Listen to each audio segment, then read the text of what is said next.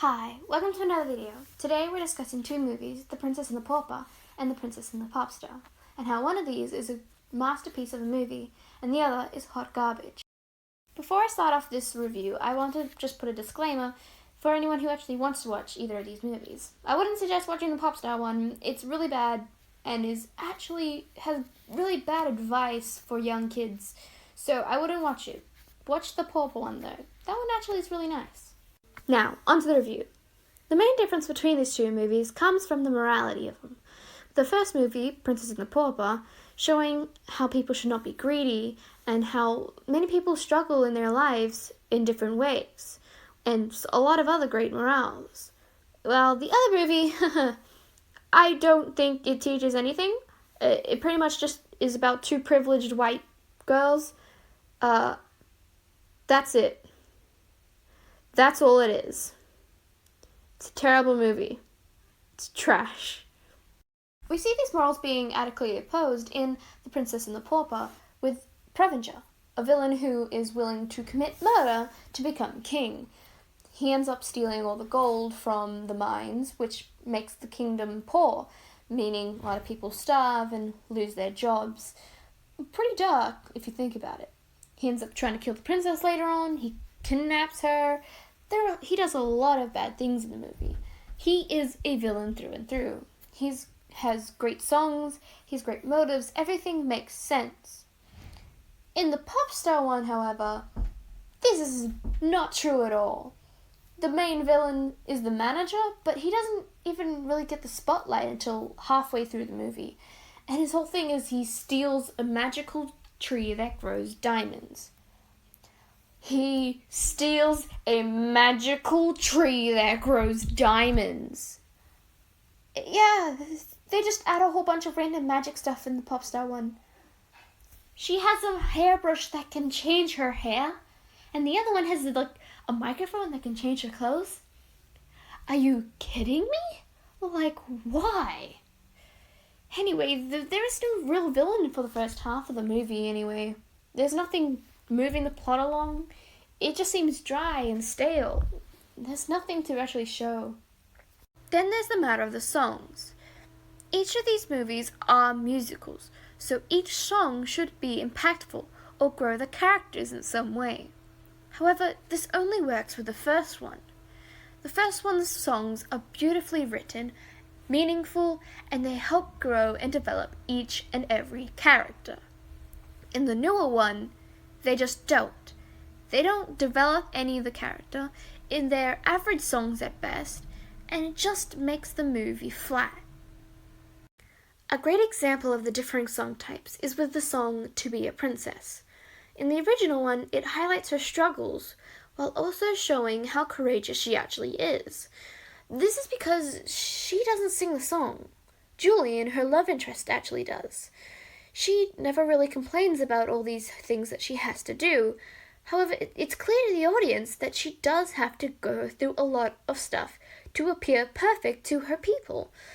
She doesn't really complain about any of these. The only time we see her complain is when she's forced to marry someone else. This is because she is in love with someone else. She doesn't have to marry a stranger, but she's willing to. She's willing to do this to save her kingdom. The fact is, if she never found another solution to the fact her kingdom was poor, she would have married the king. But she does find one, and that's the only reason. This song shows that. It shows that she has a lot of struggles, and it's really empowering. However, in the newer version, they lost all of that.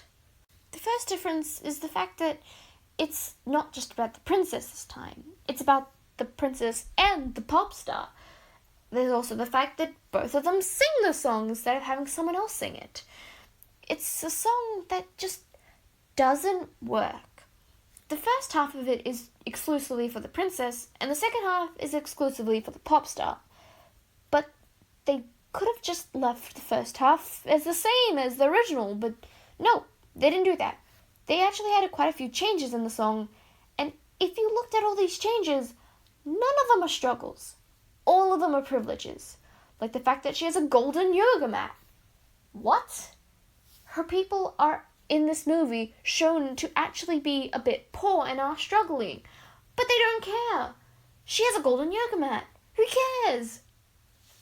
The pop star, on the other hand, is just another privileged person who is like, oh, I have to do a lot of dancing, but guess what? I get to go first class flying everywhere. I get great room service. I get everything good. It's just terrible. None of them are really struggling. All of them are privileges. There's also the fact that the song is terribly written for the pop star one. There's literally a part where she just says, there's a camera, and a camera, another camera. She repeats camera 4 times. That's not rhyming. That's just terrible lyrics. It's just trash. I cringe every time I hear the song, and I can't listen to it anymore. It's so bad. Just to conclude, the fact is, the Princess and the Pop Star one just doesn't make sense to me. Why would they even make that? Neither of them are understanding of each other. They're both just rich, and both of them just have good lives. In the older one, there was a beautiful understanding between the two characters, with the richer one knowing that she's more privileged and understanding that. She even finds it embarrassing when the pauper asks her what her life is like. But the pauper knows this. She understands she's privileged, but she understands that the princess is restricted in her freedom. That's the fact that connects both of them. They're restricted in their freedom. They can't make choices in their lives. They are controlled, and they both understand that. But they're willing to do that so that they can have better lives, that those around them can have better lives. This is just an atrocity that they would ever ruin such a great, monumental movie by making this terrible remake. Well, that's my opinion at least. If you agree with me, cool. I don't know why I made this video.